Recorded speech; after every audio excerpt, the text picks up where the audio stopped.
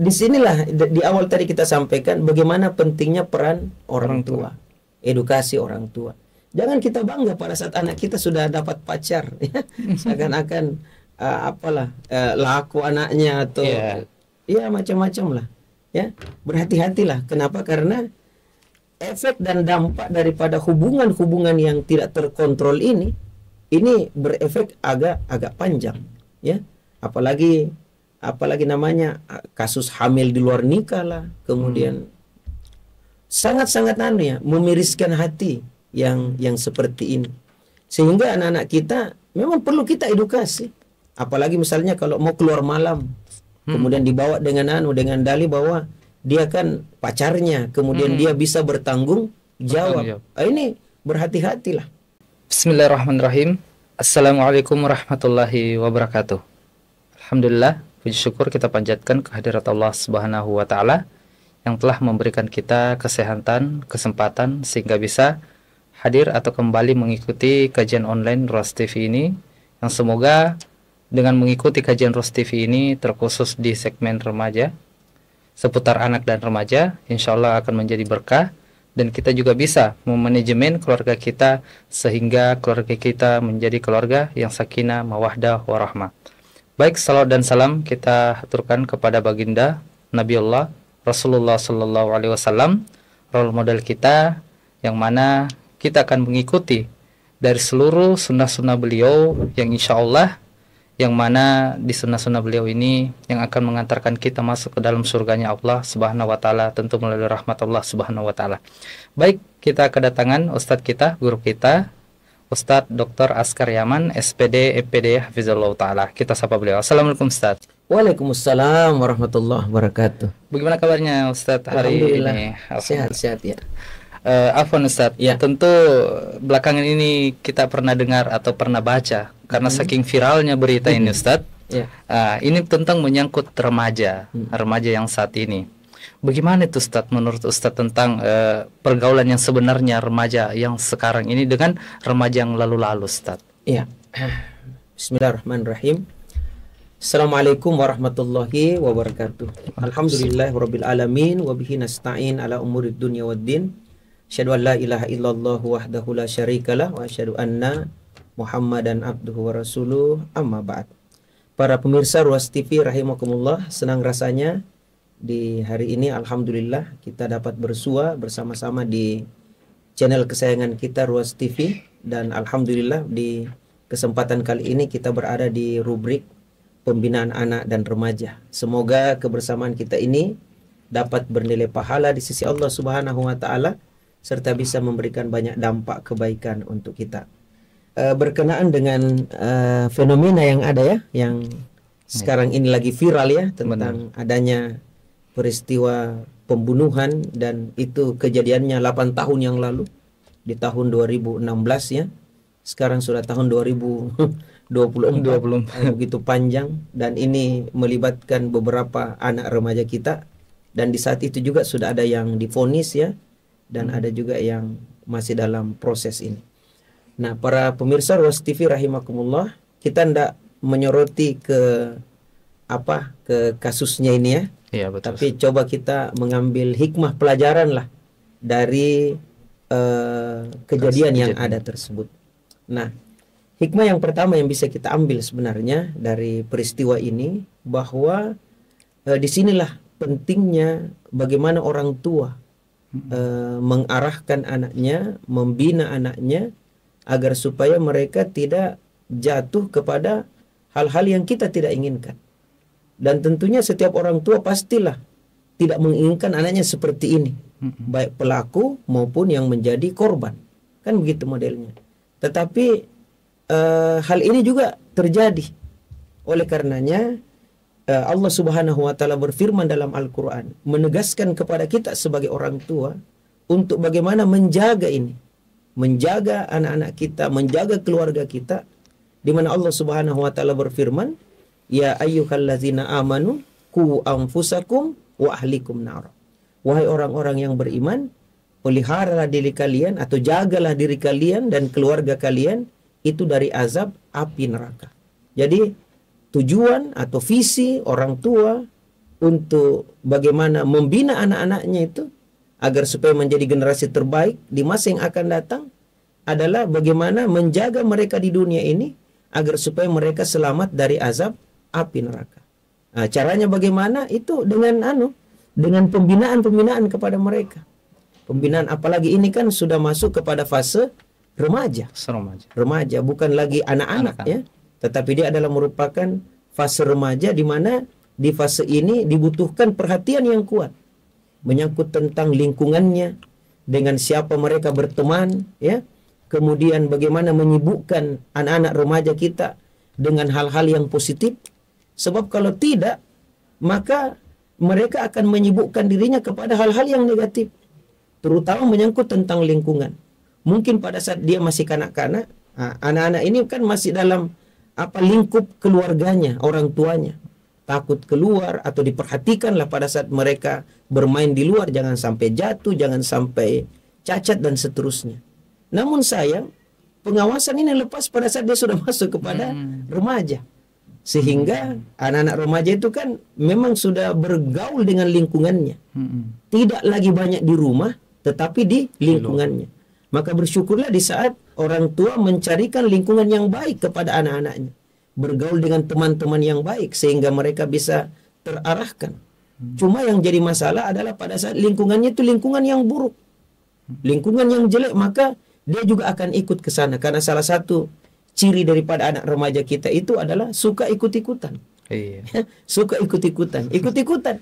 Apakah ikut-ikutan dalam hal kebaikan ataukah ikut-ikutan dalam hal keburukan? Itu sifatnya itu. Kemudian suka ingin mencoba-coba. Ingin coba-coba. Kemudian yang lain lagi adalah suka ingin menampilkan diri. Menyatakan bahwa saya ada. Sehingga mereka melakukan hal-hal yang boleh jadi menurut kita orang-orang dewasa atau orang tua, hal yang sangat bodoh gitu ya. Hal yang sangat tidak layak dan tidak pantas ya untuk dilakukan oleh anak-anak remaja. Sehingga perhatian orang tua ini sangat penting. Demikian pula perhatian masyarakat. Jadi jangan dibiarkan anak-anak itu melakukan hal-hal yang menyimpang, baik dari sisi agama maupun dari sisi kehidupan masyarakat kita. Jadi istilah cuek ya, cuek terhadap anak-anak itu, tidak ditegur, atau pada saat mereka balap-balapan liar, pada saat mereka minum minuman keras misalnya, pada saat mereka ingin tawuran dan seterusnya. Hal inilah yang menyebabkan anak-anak kita atau remaja kita menganggap bahwa apa yang dilakukan itu adalah merupakan hal yang wajar, hal yang biasa. Kenapa? Karena ketidakpedulian masyarakat kita, ketidakpedulian orang-orang yang ada di sekitarnya, yang membiarkan itu terjadi dengan prinsip itu kan bukan anak saya, itu kan bukan siapa-siapa saya. Dan kalaupun saya menegur dia, jangan sampai orang tuanya marah kepada saya. Jadi ini yang terjadi. Kalau dulu ya, ini kita cerita dulu ya, anak-anak kita itu memang biasa ditegur, memang biasa. Tetapi kesini-sini kan demikian permisifnya itu, artinya sendiri-sendiri, tidak mau tahu, tidak mau peduli, tidak mau sehingga pada saat kejadian-kejadian semacam ini yang terjadi, maka yang kaget adalah juga termasuk lingkungan yang ada di sekitarnya. Maka penting sekali nih sebenarnya kita sebagai orang tua memang betul-betul mewaspadai anak-anak kita. Kita harus tahu dengan siapa dia berteman, di lingkungan mana dia, kemudian bagaimana apalagi menyibukkan mereka dengan kegiatan-kegiatan yang positif, baik itu kegiatan yang ada misalnya di sekolah kan ada tugas-tugas atau apa, kita perkuat lagi. Ataukah misalnya kalau mereka mempunyai bakat atau minat tertentu, bagaimana kita fasilitasi bakat dan minat itu, bukan justru mereka kumpul-kumpul kemudian cerita hal-hal yang ngalor ngidul yang tidak ada manfaatnya, sehingga hal yang kita tidak inginkan ini justru terjadi. Begitu. Baik, Ustaz. Saya kutip tadi Ustaz tentang masalah perhatian atau cuek dari kalangan masyarakat sendiri atau lingkungan sendiri. Biasanya kan ketika kita melihat hal-hal yang negatif dari remaja kita yang dia lakukan, kadang kita mau menegur atau sudah ditegur, terkadang dia mungkin Ustaz, orang tuaku saja tidak pernah ditegur. Itu bagaimana Ustadz menanggapinya? Kadang kita juga sebagai masyarakat serba salah. serba salah. Kita mau tegur, bahasanya lain. Kadang menimbulkan juga rasa emosi, apalagi kan kita orang tua, terus yang kita menegur anak-anak ini yang Justru menurut dibantah ya. dibantah dengan statement itu Ustadz. Jadi begini, minimal ada perhatian masyarakat. Minimal ada perhatian, ada teguran lah.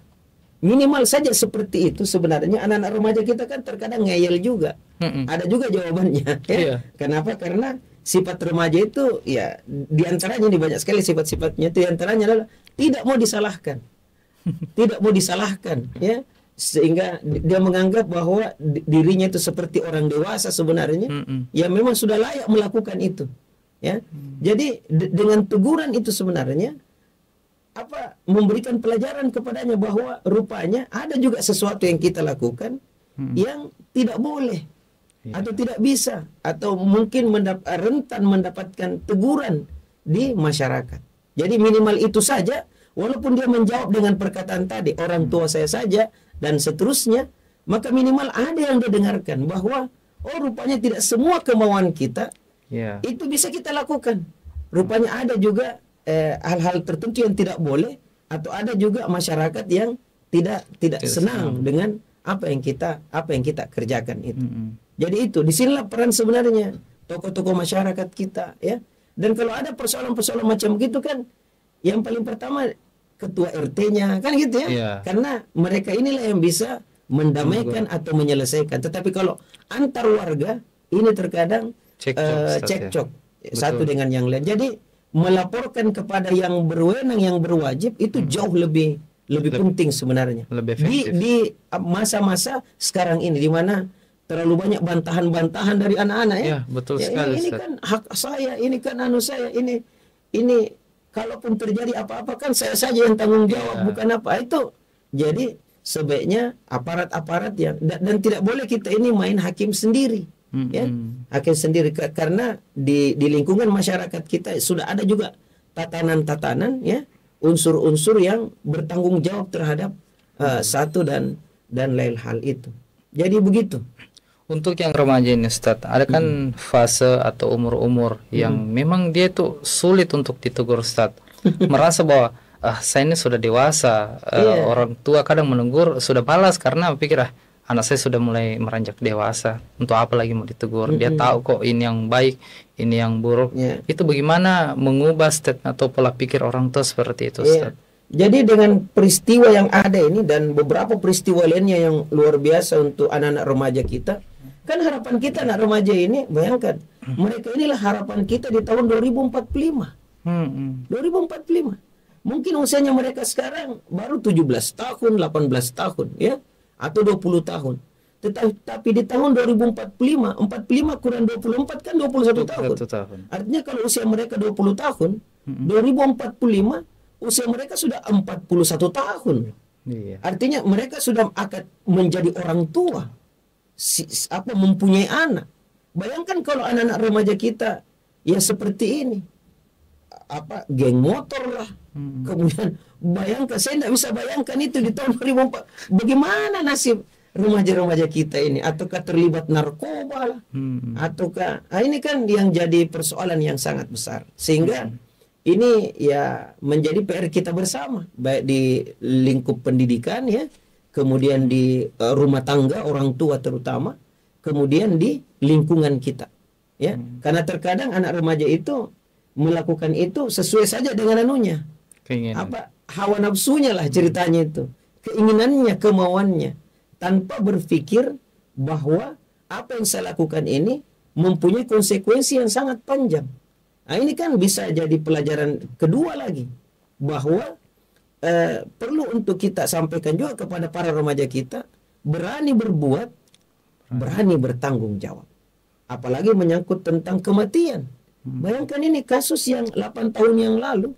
Ini kan masih bisa diungkap, dibongkar, dicari siapa pelakunya, dan seterusnya. Luar biasa ini, apalagi kasus kematian itu, bahkan ada yang sudah puluhan tahun sudah meninggal, seakan-akan jejaknya sudah hilang, itu sudah bisa muncul kembali. Jadi luar biasa nih anak-anak kita, remaja kita, jangan istilahnya saya itu terkadang anak-anak remaja itu kan terkadang antara stimulus dengan respon itu tipis sekali ruang diafragmanya. Stimulus dengan respon. Nah, istilah kita itu senggol benjol ya. Seakan-akan langsung saja emosinya langsung meledak-ledak tanpa dia pikirkan bahwa ini efeknya panjang. Ini efeknya untuk masa depan saya, bukan hanya masa depan saya, tetapi juga untuk keluarga saya. Bagaimana juga untuk keluarga korban misalnya, kehilangan anak yang sangat dia sayangi, kemudian itu kan akan panjang efeknya. Belum lagi kalau masuk kepada delik hukum. Ini kan di persidangan, kemudian masuk ke apalagi ranah masuk ke penjara, apakah dia hukuman seumur hidup lah. Kalau dia misalnya di bawah umur, mungkin dia juga agak berkurang dia punya hukuman, tetapi itu kan sangat mempengaruhi psikologi daripada anak tersebut. Betul, tentang masa depannya, apalagi stigma di kalangan masyarakat. Makanya penting untuk kita ingat-ingatkan ini anak-anak kita bahwa tidak seperti itu. Nah, hati-hati ya. Selalu kita berpikir agak panjang bahwa apa yang kita lakukan ini akan merembet kemana-mana. Ini akan menjadi persoalan yang sangat besar ya. Bahkan kejadian ini kan menghebohkan ya. Beberapa pekan ini, bayangkan. Betul, itu. Ustaz. Baru kasusnya kan sudah cukup lama. Sudah cukup lama. Jadi perbuatan yang kita lakukan sekarang itu akan berdampak. Tetapi kebaikan juga yang kita lakukan hari ini ya, menimba ilmu, kemudian keterampilan, memperbaiki sikap kita, ya akhlak kita, tingkah laku kita, kemudian memperbanyak wawasan kita dengan ilmu dan pemahaman serta pengalaman yang sangat berharga, maka itu yang akan bermanfaat di masa depan. Di masa depan, dan kita akan rasakan bagaimana manisnya apa yang kita tanam itu, apa yang kita usahakan itu. Jadi apa yang kita tanam itu pula yang akan kita petik. Betul itu, Ustaz. Begini, Ustaz, belakangan ini kan ramainya di sosial media itu salah satu masalah yang ada di sosial media yang belakangan ini viral. Pertama itu faktor pacaran. Yang kedua adalah faktor selingkuh atau orang ketiga, Ustaz. Ya, jadi para anak-anak kan sekarang kebanyakan pegang HP, Ustaz. Yang seharusnya harus dididik lebih matang dulu ke orang tuanya, tapi ini sudah dikasihkan handphone. Nah, otomatis media sosial itu kan sembarang, dalam artian apa yang ada di situ bisa dilihat tanpa pengontrolan orang tua. Itu bagaimana, Ustaz, mulai dari segi pacaran sampai orang ketiga yang menimbulkan itu, yang salah satunya bisa sampai menimbulkan pembunuhan, bahkan penganiayaan, bully dan lain sebagainya, Ustaz. Iya. Memang ya, persoalan kita ini bertalu-talu ya. Belum satu kemudian muncul lagi yang satu. Jadi begini, disinilah di awal tadi kita sampaikan bagaimana pentingnya peran orang tua, edukasi orang tua. Jangan kita bangga pada saat anak kita sudah dapat pacar ya. Seakan-akan laku anaknya atau macam-macam lah ya. Berhati-hatilah. Kenapa? Karena efek dan dampak daripada hubungan-hubungan yang tidak terkontrol ini berefek agak panjang ya. Apalagi namanya kasus hamil di luar nikah lah, kemudian sangat-sangat memiriskan hati yang seperti ini, sehingga anak-anak kita memang perlu kita edukasi. Apalagi misalnya kalau mau keluar malam, kemudian dibawa dengan dalih bahwa dia kan pacarnya, kemudian dia bisa bertanggung jawab. Ini berhati-hatilah. Saya terkadang bilang ya kepada orang tua, jaga anak perempuan kita, karena kita tidak tahu ini anak laki-laki ini, kita tidak tahu apa yang dia tonton, apa yang mereka bicarakan di antara sesama mereka, apa yang mereka saling share satu dengan yang lain, kita tidak tahu. Anak laki-laki itu kan ada yang namanya mimpi basah. Nah, kemudian setelah itu dia misalnya karena terbukanya namanya informasi, mudah sekali mereka mendapatkan film-film atau gambar-gambar yang tidak layak untuk dikonsumsi oleh mereka. Nah, kalau ini yang mereka konsumsi, mereka lihat, maka itu kan akan tertanam di kepalanya, dan bagaimana caranya untuk bisa mempraktekkan itu. Maka kepada siapa yang dia lakukan itu? Nah, itu kan kepada teman dekatnya. Dengan dasar Ya, cinta kita kan abadi. Ya, saya tidak akan pernah tinggalkan kamu ya. Mas, kan begitu modelnya. Ya, kemudian dia patok lagi, dia pagari lagi dengan mengatakan cinta itu kan butuh pengorbanan. Dan pengorbanan ini harus yang bagaimana mungkin saya akan ini yang menyebabkan hal-hal yang kita tidak inginkan. Apalagi kalau misalnya dia masuk dalam sebuah perkumpulan misalnya atau geng-geng tertentu. Nah, ini kan bisa menjadi masalah yang sangat besar. Nah, kemudian pihak ketiga lah apalah itu kan ada kecemburuan, ada kemarahan. Banyak hal-hal yang kita tidak inginkan lah yang terjadi. Sehingga disinilah pentingnya, sekali lagi pentingnya bagaimana kita sebagai bukan orang tua kita salahkan, tidak. Tapi bagaimana perhatian orang tua terhadap anak-anak mereka. Ini bukan hal yang sepele loh. Ini hal yang sangat besar. Mungkin kita anggap biasa-biasa saja anak kita dibonceng. Anak kita dibonceng dengan laki-laki lain misalnya. Anak perempuan kita dibonceng, dibawa kemana-mana. Kemudian pulang juga jam berapa malam misalnya. Mungkin kita anggap itu hal yang biasa-biasa saja. Tetapi coba lihat kenyataan yang ada. Apakah dia dibegal, apakah dia pukul, apakah dia diapa. Dulu ayamnya saja tidak pulang jam 6 sore. Itu kan satu kampung yang cari. Ya, ini anak perempuan ini yang harusnya dijaga, harusnya dirawat, harusnya menjadi menjadi sumber kebahagiaan orang tua, ya. Justru tidak diberikan perhatian yang luar biasa kuatnya kepada anak-anak itu. Betul Ustaz. Beberapa hari lalu kami juga sempat baca Ustaz tentang penelitian dari UNESCO. Itu dia teliti masyarakat Indonesia Ustaz. Ada 1.000 orang di Indonesia, cuman satu yang minat atau sering membaca buku. Apakah sebenarnya itu salah satu faktornya Ustaz, karena kurangnya literasi atau kurangnya membaca sehingga itu Ustaz ini terjadi hal-hal yang jadi literasi itu kan bukan hanya sekedar membaca saja, ya. Nah, ini dari penelitian itu menarik sebenarnya. Bayangkan kalau dari 1.000 ya. Iya, dari cuman ada satu orang yang membaca. Luar biasa itu, ya. Artinya 0, berapa itu? 0,1 saja dari 1.000 itu yang membaca. Itu pun buku kita tahu buku apa yang dia baca kan, itu modelnya. Menyibukkan anak-anak kita dengan hal-hal yang bermanfaat itu jauh lebih bagus. Coba kita lihat contoh ya, bagaimana banyak di antara orang tua ini baru-baru kan yang cukup membanggakan kita walaupun tidak masuk kepada peringkat yang kita harapkan. Misalnya pemain sepak bola kita misalnya. Iya, betul. Itu kan anak-anak remaja usia 17 tahun. Iya, Masya Allah. Bisa mengharumkan nama bangsa. Ya, bisa menyebabkan kita ada euforia, bisa semangat untuk kembali nonton sepak bola misalnya, bareng misalnya. Ini anak-anak remaja. Apakah tiba-tiba dia muncul langsung menjadi pemain yang hebat? Kan tidak. Itu dimulai dari kecil. Bagaimana mereka disibukkan dengan hal-hal yang bermanfaat sesuai dengan minat dan bakat mereka. Jadi dari kecil itu, coba pada saat di interview orang tuanya, pemain-pemain di antara pemain itu, pada saat ditanya di usia berapa dia sudah senang bermain sepak bola. Itu kan bukan di usia remaja, tetapi masih kecil, masih istilahnya masih balita pada saat itu, tetapi mereka sudah bagaimana semangatnya, dan itu terus diusahakan.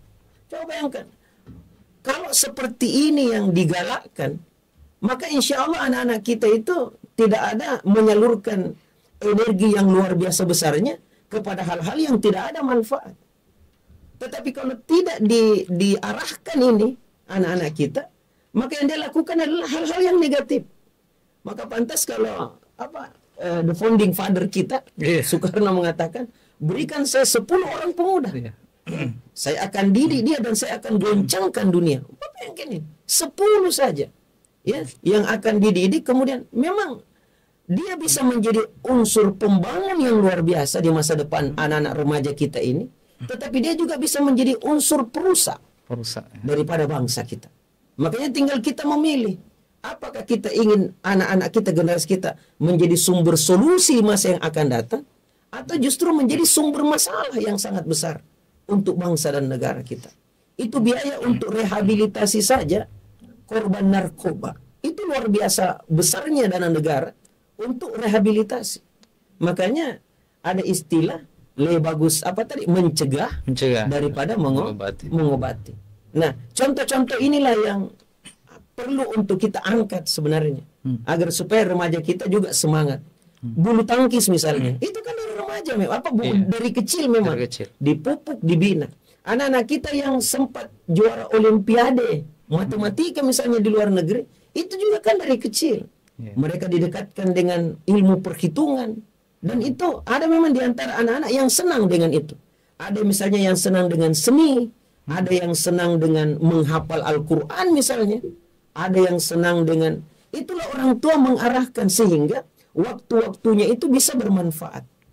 Sebab kapan tidak, maka lingkungan yang akan menyedotnya, lingkungan yang akan mengambilnya, dan mereka akan bermain di wilayah itu, dan justru bisa menimbulkan masalah yang sangat besar.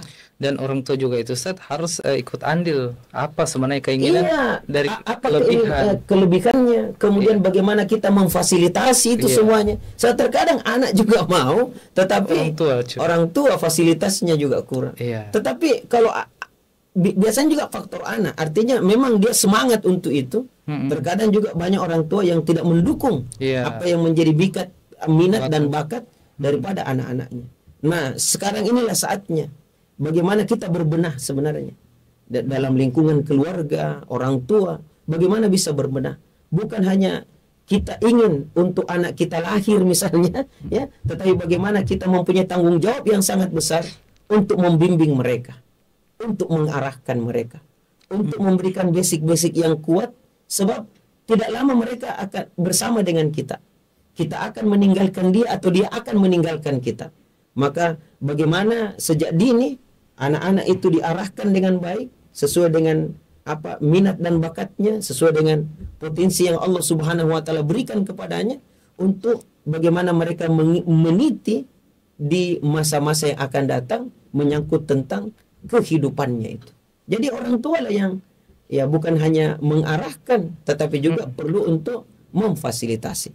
Sekolah juga demikian, Ustaz. Sekolah juga bagaimana melihat bakat-bakat daripada anak-anak kita itu, atau menyibukkan anak-anak kita dengan hal-hal yang justru baik untuk mereka. Gitu. Betul itu. Jadi sebenarnya orang tua juga ini harus banyak-banyak belajar dari kejadian yang viral ini. Bukan hanya nonton filmnya, bukan hanya nonton filmnya, bukan hanya turut berempati misalnya, tetapi bagaimana kita menengok anak kita. Kalau hal ini terjadi kepada anak kita dan kita tidak inginkan, nah apa tindakan yang harus saya lakukan? Ini kan yang penting untuk menjadi pelajaran berharga untuk kita semuanya. Di mana dunia pendidikan kita? Kenapa sampai ada geng-geng macam begini di usia-usia di mana usia mereka itu bahkan ada yang di bawah umur, maksudnya di bawah usia 17 tahun. Nah, demikian pula bagaimana peran daripada masyarakat kita. Bagaimana melihat fenomena yang ada ini. Ya. Kemudian di sini juga peran para dai. Masjid-masjid kita atau tempat-tempat ibadah, seperti gereja dan seterusnya. Bagaimana peran ini untuk bagaimana ceramah kita merangkul kembali anak-anak remaja. Bukan hanya sekedar orang tua saja yang kita berikan konten-konten materi-materi, tetapi juga bagaimana menarik minat para remaja kita untuk cinta kepada agama, senang kepada agama, ataukah mereka senang kepada kajian-kajian, kelompok pengajian dan seterusnya. Ini peran kita, sehingga semuanya harus menyatu. Kalau ini terwujud, saya yakin aparat kita juga bisa santai-santai, bisa tidak begitu lagi, begitu sibuk. Tetapi ini kan sibuk sekali mereka, belum satu, kemudian muncul lagi satu, dan bagaimana tudingan masyarakat juga kepada bagaimana penyelesaian kasus-kasus yang ada. Ini kan juga lebih memberatkan. Padahal kita percayalah dengan aparat kita. Kapan aparat kita sudah tidak dipercaya oleh masyarakat, maka yang ada adalah kekacauan. Betul. Kekacauan saja di masyarakat itu. Kalau terjadi hal-hal yang keributan, cukup ada satu aparat di situ berdiri dengan pakaian seragamnya, selesai itu persoalan. Tapi kalau sudah tidak dipercaya lagi bagaimana ceritanya? Iya, makin Maka kasar. serahkanlah kepada aparat kita, apalagi mereka digaji oleh negara misalnya, kemudian mereka memang dilatih untuk bagaimana bisa menyelesaikan hal-hal tersebut. Pokoknya semua kita ini harus memadulah begitu untuk bagaimana membimbing generasi kita ini agar supaya mereka nantinya bisa menggantikan kita itu jauh lebih baik daripada kita, jauh lebih hebat daripada kita, jauh lebih memberikan manfaat daripada apa yang ada sekarang. Makanya dalam Al-Quran itu Ustaz, itu disebutkan memang salah satu doa, wa aslih li fi zurriyati, ya Allah berikanlah kebaikan kepadaku dan alirkan pula kebaikan itu kepada anak cucuku. Artinya kalau kita sudah mendapatkan kebaikan dari orang-orang tua kita, dari guru-guru kita, ya lewat proses pembelajaran, dan kita mendapatkan kebaikan hari ini, kita bisa mandiri, kita bisa bertanggung jawab, kita bisa mengharumkan nama baik keluarga. Maka bagaimana kebaikan-kebaikan itu juga teralirkan kepada anak cucu kita. Teralirkan. Sudah berhasil orang tua kita membina kita, guru-guru kita. Maka sekaranglah waktunya kita ini sebagai orang tua, bagaimana bisa juga memberhasilkan anak-anak kita ini supaya dia jauh lebih baik daripada kita. Jangan putuskan kebaikan itu hanya pada diri kita sambil mengatakan dulu nak, dulu, ya, dulu. Tetapi sekarang saya ini di bawah bimbingan Bapak itu, orang sebagai orang tua. Maka bimbinglah kami, arahkan kami. Karena kami ini tidak tahu mau kemana. Ya, kami tidak tahu. Saya kebetulan guru, Ustaz. Itu anak-anak kita itu di kelas 3 SMA atau SMK. Terkadang kita tanya, tamat ini nak mau kemana? Itu terkadang mereka bingung. Padahal kalau dia sudah tamat dari sekolah, sudah pemerintah kita kan wajib belajar 12 tahun selesai. Maka tinggal berikutnya, what next? Apa berikutnya? Maka berikutnya inilah masa depan anak-anak itu. Misalnya kalau dia ingin, ada cita-citanya, ingin jadi dokter, maka masuklah di fakultas kedokteran. Untuk masuk ke situ, persiapkanlah ilmu dan seterusnya sewaktu kalian sekolah ini. Ini anak-anak sudah sampai kelas 3 tidak tahu apa cita-citanya. Dia tidak tahu mau kemana. Tidak tahu mau kemana. Jurusan apa saja. Yang penting negeri, Ustaz. Yang penting negeri. Ini kan banyak jadi masalah. Padahal yang mereka ambil itu sesuai dengan apa yang mereka cita-citakan untuk masa depan mereka. Bukan sembarang. Beda kalau SD, kan umum, SMP, SMA. Tapi kalau sudah masuk perguruan tinggi, misalnya kalau mereka ingin lanjut, maka disesuaikan. Masa keinginannya ingin jadi sarjana hukum masuk fakultas kedokteran, gimana ceritanya? Kita kan nggak nyambung. Atau itu kan harus nyambung sesuai keinginan dan sesuai dengan basic ilmu yang ada. Kerjanya juga lebih mudah, Ustaz. Mudah. Adapun anak-anak misalnya tamat SMA, SMK ingin masuk ke dunia kerja, maka pertanyaannya apa bekal yang kau punya?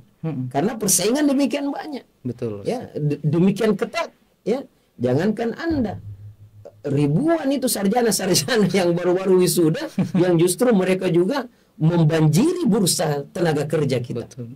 Jadi gitu modelnya. Ya, bagaimana mengarahkan dengan baik ini. Ya, cukup kita juga lebih ini Ustaz ya, ke anak-anak kita mentarbiyah lebih ketat lagi sebenarnya Ustaz. Ketika kita sudah melihat lagak-lagaknya nih anak sebenarnya sudah mulai menjurus ke hal-hal yang negatif Ustaz. Iya. Betul. Disitulah pentingnya pembinaan itu. Atau biasa kita kenal dengan, ya dalam bahasa terminologi Islam dengan nama tarbiyah. Sebenarnya ada 3 ya. Ada tarbiyah, ada ta'lim, dan juga ada ta'dib. Ada 3 itu yang saling berkelindan, di mana pembinaan kepada anak, pembinaan bagaimana membangun rohaninya, bagaimana menjaga fisiknya supaya fisiknya sehat, bagaimana mengisi otaknya dengan ilmu pengetahuan. Ini yang harus kita kuatkan untuk anak-anak kita. Jadi bukan hanya sekedar fisiknya saja yang kuat dengan gym ya, memperbesar otot ya, yang sampai rotinya itu sampai 8 ya, gitu. Tetapi juga harus kuat imannya, ya, kuat mentalnya. Mereka mungkin menghadapi masalah, mereka tidak lari dari masalah itu. Bagaimana mereka hadapi untuk mencarikan jalan keluar. Ini juga penting orang tua ajarkan kepada anak. Jangan langsung ambil alih. Dan bagaimana anak-anak mencari jalan keluarnya. Dan jalan keluarnya jangan juga pintas. Masa jalan keluarnya memukul temannya, bahkan sampai membunuh. Ya, ini kan sesuatu hal yang tidak masuk di akal kita. Kok bisa gitu ya? Anak begitu. Anak yang demikian teganya itu, Iya. ya, melakukan hal-hal yang kita tidak ingat. Tapi ini kan masih dalam masih dalam apa namanya itu, kasus ini kan masih dalam penyelidikan aparat kita. Jadi kita tidak bisa juga menyimpulkan. Ya biarkanlah aparat kita yang jalan. Tinggal yang kita ambil adalah hikmahnya.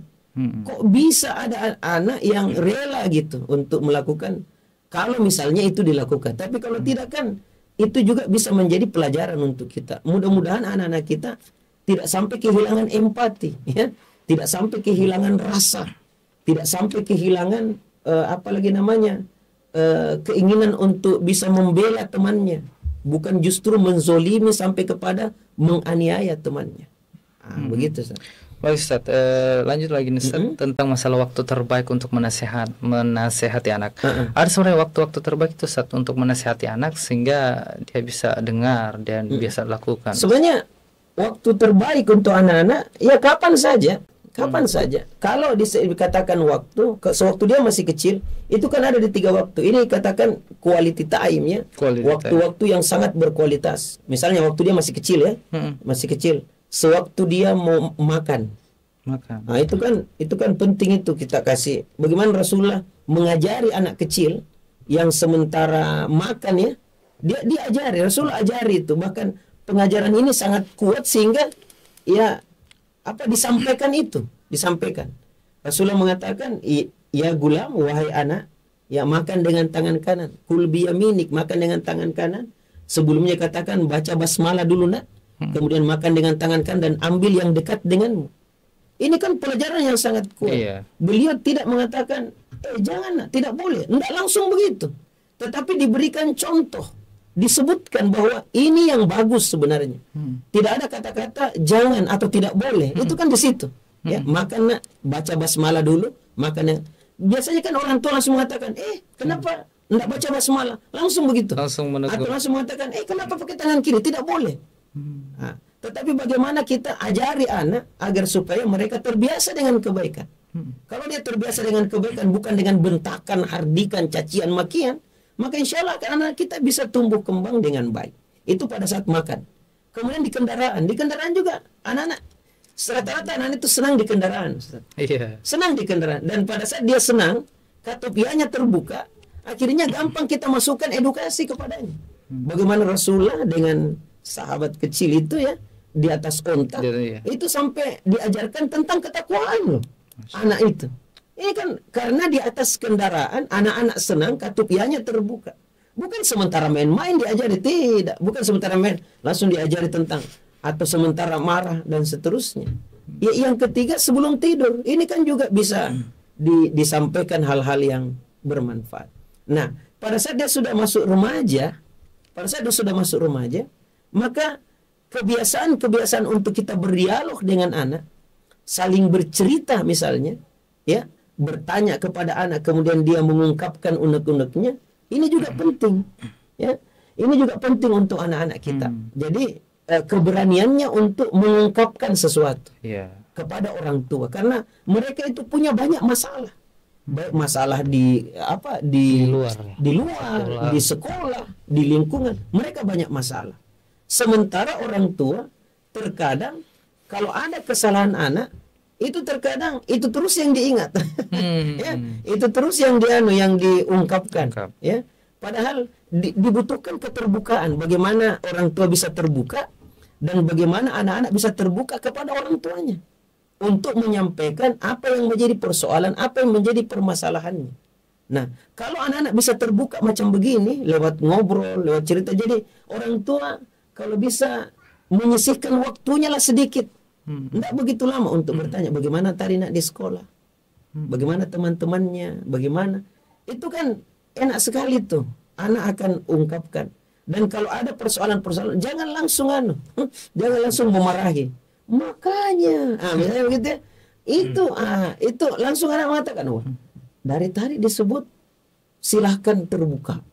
Pas terbuka kok langsung langsung lebih bicara. lama lebih lama ceramahnya daripada terbukanya. Ini yang menyebabkan banyak remaja kita terkadang lebih suka curhat ke temannya, lebih suka curhat ke media sosial, kebanding curhatnya kepada orang tuanya. Padahal anak remaja kita butuh itu semuanya, butuh pendampingan, butuh kebersamaan. Dan di situ orang tua harus hadir.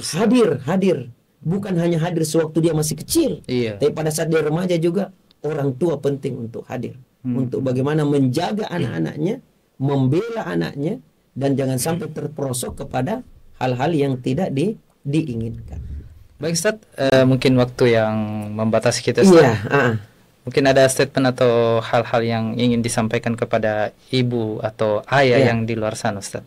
Baik para pemirsa Ruas TV rahimakumullah, tentunya peristiwa-peristiwa yang ada yang lewat di beranda kita jangan sekedar FYP saja ya. Lewat ya di beranda kita, di media-media sosial yang kita punyai, jangan dibiarkan begitu saja lewat, kecuali bagaimana kita mengambil pelajaran berharga di dalamnya. Dan sebagai orang tua bagaimana bisa mengarahkan, mendidik, membimbing anak-anaknya, sebab mereka ini adalah merupakan generasi di masa yang akan datang. Dan kita sebagai orang tua nantinya akan dimintai pertanggungjawaban menyangkut tentang apa yang menjadi tanggung jawab kita. Untuk anak-anak remaja kita, isilah waktu kalian dengan hal-hal yang berharga, dengan hal-hal yang bermanfaat. Bertemanlah dengan teman-teman yang baik, dan usahakan waktu-waktu yang berharga itu kita pergunakan untuk hal-hal yang memang juga bermanfaat. Seperti misalnya menimba ilmu pengetahuan, ditambah dengan skill keterampilan. Kalau kalian punya misalnya minat dan bakat tertentu, maka asahlah ya, pergunakanlah dengan baik waktu-waktu muda kalian, sebab itu yang akan bermanfaat untuk kita. Dan kita ingatkan juga ya, terakhir ini kepada seluruh pemirsa netizen lah ya. Ini juga yang banyak berkomentar dan mencada. Ingat Allah Subhanahu wa taala berfirman, ya ayyuhallazina amanu in ja'akum fasikum binaba'in fatabayyanu an tusibu qauman bijahalah fatusbihu ala ma fa'altum nadimin. Wahai orang-orang beriman, jika datang orang fasik membawa kabar berita kepada kamu, maka periksalah dengan teliti berita tersebut, agar supaya engkau tidak menimpakan musibah kepada suatu kaum tanpa mengetahui keadaannya, akibatnya engkau menyesal akibat daripada perbuatanmu itu sendiri. Ingat, setiap komen kita, setiap ketikan-ketikan jari kita, semuanya nanti akan dimintai pertanggungjawaban di hadapan Allah Subhanahu wa taala. Apalagi langsung menuding, langsung menuduh, langsung menyebarkan gambar-gambar yang boleh jadi bukan itu pelakunya. Boleh jadi. Makanya perlu untuk tabayyun, perlu untuk mengklarifikasi, perlu untuk mencari kebenaran informasinya. Jangan sampai kita terkena undang-undang IT atau terkena hal-hal yang boleh jadi kita tidak inginkan, hanya karena dengan istilah kebebasan untuk berpendapat, kebebasan untuk berkomentar, kebebasan untuk mencari, menyelidiki dan seterusnya, itu tidak ada masalah. Tetapi ingat, tabayyun itu yang penting. Cari kebenaran informasinya. Dan kalau misalnya tidak valid data itu, sebaiknya kita tahan jari-jari kita. Kita tahan omongan kita. Kita tahan komentar-komentar kita. Di saat itulah istilahnya apa? Diam itu apa Ustaz? Emas ya. Di saat itulah yang terbaik adalah diam. Melihat kondisi yang ada, dan kita akan mendapatkan banyak pelajaran berharga dari situ. Saya pikir itu Ustaz, mudah-mudahan ada manfaatnya dan mudah-mudahan kita senantiasa dituntun di jalan kebaikan. Baik. Amin amin rabbal alamin. Syukur Ustaz atas materinya di hari ini, Masya Allah sangat bermanfaat, terkhusus untuk ayah dan bunda dan juga untuk remaja. Semoga apa yang terjadi mungkin sudah takdir Allah Ustaz ya. Semoga Allah melindungi anak-anak kita atau keturunan kita, dijauhkan dari hal-hal yang negatif dari Allah Subhanahu wa taala. Diambillah sisi-sisi manfaatnya. Ya, betul, dan ada apa pelajaran-pelajarannya. Betul Ustaz. Amin ya rabbal alamin. Baik, kita tutup dengan membaca doa kafaratul majelis. Subhanakallahumma bihamdik asyhadu la ilaha illa anta astaghfiruka wa atubu ilaik. Assalamualaikum warahmatullahi wabarakatuh. Waalaikumsalam warahmatullahi wabarakatuh.